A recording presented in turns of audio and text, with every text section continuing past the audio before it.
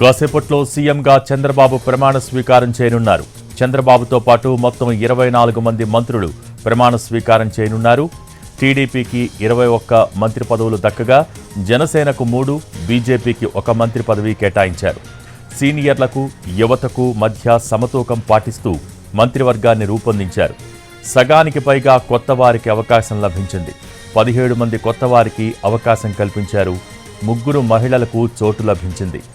బీసీలు 8 మంది, ఎస్సీలు 2, ఎస్టీ 1, ముస్లిం మైనార్టీల నుంచి 1కి, వైశ్యుల నుంచి 1కి అవకాశం దక్కింది. 3 కాపులు, 1 బలిజ, 4 కమ్మ, 3 రెడ్లకు అవకాశం ఇచ్చారు.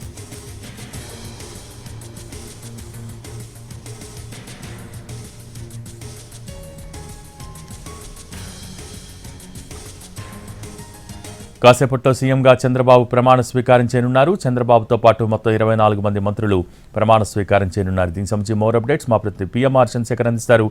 పిఎంఆర్.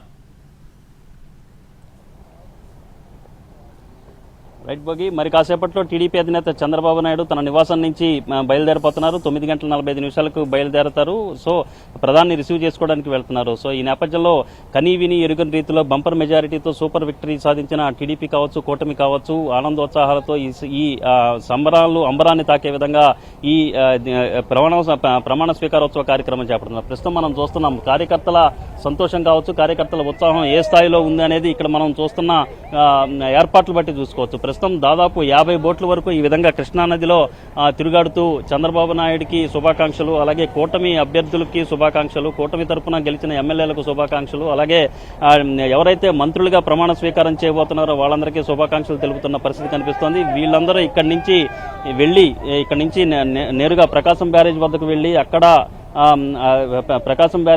వెళ్ళి అక్కడి నుంచి అక్కడ చంద్రబాబు నాయుడు కాన్వాయ్ వెళ్తున్నప్పుడు దానికి సంబంధించిన ఏర్పాట్లు, దానికి సంబంధించి శుభాకాంక్షలు తెలపడానికి వెళ్తున్న పరిస్థితి కనిపిస్తుంది. సో ఒకసారి ఇక్కడ ఆనందోత్సాహాలతో తెలుగుదేశం పార్టీకి సంబంధించిన కార్యకర్తలు ఈ తరహా ఏర్పాట్లు చేసిన పరిస్థితి కనిపిస్తుంది. సో ఈ దిశగా అన్ని రకాల ఏర్పాట్లు చేసుకున్న పరిస్థితి, మరొక వైపు భద్రతా పరంగా అన్ని రకాల చర్యలు తీసుకున్న పరిస్థితి కూడా కనిపిస్తోంది. కట్టుదిట్టమైన భద్రతను ఏర్పాటు చేశారు. వీఐపీలు పెద్ద ఎత్తున వస్తున్న నేపథ్యంలో వాళ్ళకి ఎటువంటి సెక్యూరిటీ థ్రెట్ లేకుండా, సెక్యూరిటీ బ్రీచ్ కాకుండా అన్ని రకాల ఏర్పాట్లు, అన్ని రకాల చర్యలు తీసుకున్న పరిస్థితి కనిపిస్తోంది. మొత్తం 24 మంది మంత్రులుగా ప్రమాణ స్వీకారం చేయబోతున్నారు చంద్రబాబుతో పాటుగా భోగి. సో ఇది సామాజిక సమీకరణాలు కావచ్చు,